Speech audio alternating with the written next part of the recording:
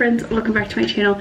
If you're new here, my name is Kayla, and if you're not new, thanks for coming back. Always happy to have you. It's been a minute. I feel like it's been a little bit since I've had the time to sit down and dedicate to filming a video. I've started a ton in between like Target trips and unpacking and work meetings, but none of them have been like great quality or quality that I'm obsessed with. So I'm happy that today I have a little bit of time to sit down with you guys and film a video. I am filming in my new house.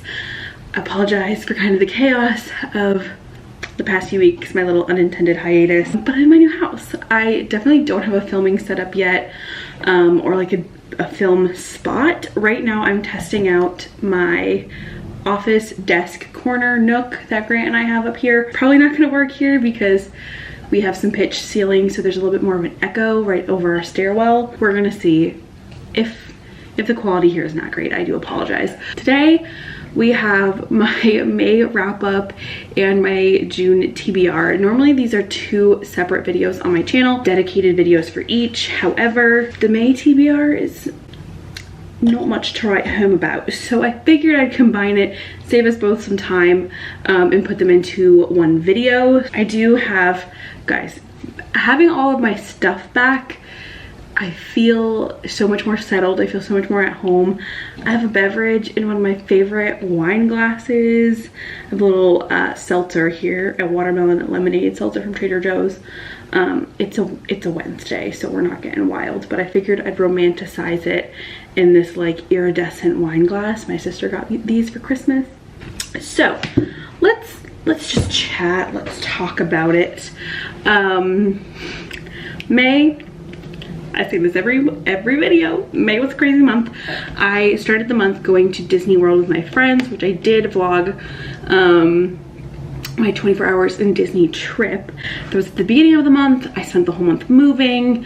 Today's actually May 31st. It's the very end of the month, and honestly, I had no time to read. I mentioned it in my unhaul that I did not feel settled enough in the house to feel like I could read. I felt like there was so much to do, to unpack, to build furniture, to organize things, to clean, to put stuff away, that I barely read this month. And I'm honestly still not in a reading routine. Like, I have been thinking, especially this week, now that things are a little bit more settled with unpacking, I do need to work on my nighttime routine and my reading routine. I've also been driving to work, and my drive to work is basically the same amount of time as my public transit commute to work. And normally I feel like I would listen to an audiobook, but I've been listening to a Dungeons and Dragons campaign podcast, which has taken up that time that I feel like I would be absorbing books. So it's a trade-off, figuring out how I'm going from having like almost 3 hours a day of dedicated reading time to figuring out where else I can put it in my days. I am flexing my work hours, so I have a little bit more time in the mornings, and I've been reading, but not like a significant amount of time, if that makes sense. I am, I guess, just happy to say that I read a book this month, and that is Legends and Lattes by Travis Baldree. I've been wanting to read this all year. This is a fantasy adult book. It's a very low stakes fantasy. It follows an orc named Viv who has been an adventurer her whole life, and she's kind of hanging up her sword. She wants to change a pace, she wants to change her life and do something different and kind of have a fresh start. So she goes to this town where she opens a coffee shop, and she meets this like adorable, wonderful cast of characters and creates this like staple of the community in her town where she's set up shop. It's just so wholesome. It was so like warm and inviting. It was so like nice to read, just like a low stakes, escapist, happy book. I feel like I tend to read like some pretty intense things, so to just read something purely for enjoyment purposes that was just like kind of lighthearted and happy was pretty refreshing. I think I gave this book 5 stars. What I'm also really excited about is, first, I heard a rumor that there's supposed to be a second one, so we'll be getting more from Travis Baldree, and I hope that is the case because this was delightful. If you like fantasy, if you like Dungeons and Dragons, if you like Skyrim, like those kinds of things, you will really enjoy this book. But I'm also really excited that this is not just a reading experience for me, but my friends and I are going to start a D&D campaign together, and we've decided to kind of Sisterhood of the Traveling Pants this book together. So before each meeting, one person will pass it on to the next, and we'll all read it together, and then we're gonna do little like annotations and margin notes to pass along. So it'll be kind of like a little like letter together, like we're reading the book together, which is nice. Like I said, it is May 31st, so it is the last day of the month, and I really made a push to finish a second book this past week, and it just did not happen. I'm really upset about it, but I am enjoying the book immensely, and that is Circe by Madeline Miller. This is my book club pick for my book club with my family. I read Song of Achilles, which is also by Madeline Miller, and that book absolutely destroyed me. I will say I'm not finding Circe as gripping or earth-shattering as I did Song of Achilles, especially because I literally read Song of Achilles in like 24 hours. That has not been the case with Circe, but I am still enjoying it. I think Madeline Miller is one of the most beautiful writers I've ever I've ever read. She just has such a powerful way with words, and the story of Circe is not one that I'm super familiar with, unlike Achilles, so it's a little bit different for me. That I feel like if I knew more of the backstory, I would maybe appreciate some of her references a little bit better, but I'm really enjoying it nonetheless. I'm on page 200, so I'm like just over halfway. This is also a different kind of reading experience for me. I want to be one of the girlies. I want to be one of the annotating Bookstagram girlies with the flags. You can't even really see them. I have like 4 highlighting the lines. I'm trying, guys. I'm really trying. And I'm enjoying it. So I think that's also why I didn't finish it, was I wasn't just reading it to like consume it. I was reading it to really like think about the language and the moments and the choices that Madeline Miller made, and to annotate it. So I was more processing what I was reading and like appreciating it while I was reading, instead of just like devouring it to get to the end, which was nice. I really enjoyed it. I'm gonna finish this. Obviously it's for book club, and I'm just really liking it. I'm just hoping I can get like a good chunk of time in the next few days. Honestly, Grant's working right now, so this would be the time that I would power through this, but I gotta get some filming done. Cheers. And that is it for May. That's a total of like 400 pages. I did what I could. That is the least amount of reading I've done this year, and I think I'm glad I did this. I read a ton in the first half of the year. So let's see if my reading goal, if I'm on track.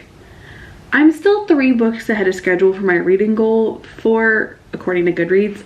So I'm not stressing too much, but I need to get back on it because I'm trying to read quite a bit this year. And thus we come to my June TBR. June, I don't really know what it holds.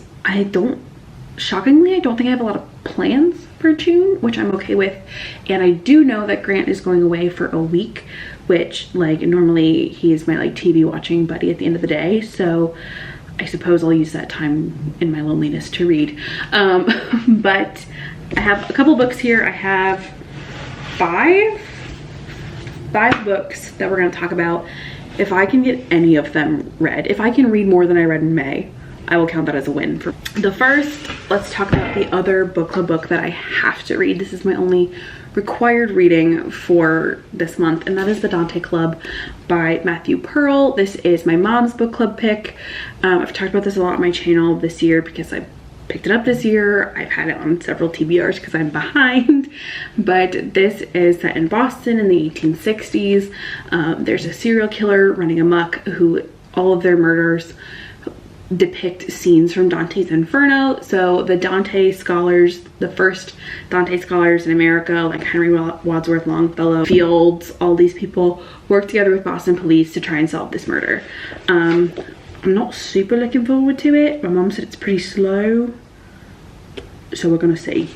But I do have to read that one because book club is in July. What shocks me is normally with YA fantasy series, if I don't immediately read the next book, I do not remember what happens, but I remember a lot of details from The Red Queen that I wouldn't have expected. So I'm like, I can start this and I will for sure know what's going on, which is rare for me. Also, Miss Aviard has been on my Instagram. Like, the algorithm is funneling everything she posts right to me, and I'm loving it. I love her on Instagram. I think she's also just kind of like my goals as a person, just being like a full-time writer and just having fun on social media. She's goals. So I really want to read this, keep going through this series. I also want to read her next series, which I think is the Realm Breaker series, but it has been a minute since I've read some lighthearted rom-com situation, and I'm trying not to buy books. So I'm trying not to buy this author's most recent release. So instead, I'm gonna read another one of her books, and that is Beach Read by Emily Henry. I totally stole this from my sister's house while I was watching her dogs. I'm trying so hard not to buy Happy Place. I'm trying really hard. And I'm not gonna do well, but I figure if I read a different Emily Henry, maybe I will have some impulse control. This one is pretty random, but I got a translated copy of the Egyptian Book of the Dead, the like religious text from ancient Egypt. I watched recently the Cleopatra new show documentary on Netflix, and it has just like re-sparked my love for ancient Egypt and Egyptian mythology. And then I went to a bookstore the next day and I saw a translated copies of this, and it was just like one of those weird moments where things were aligning.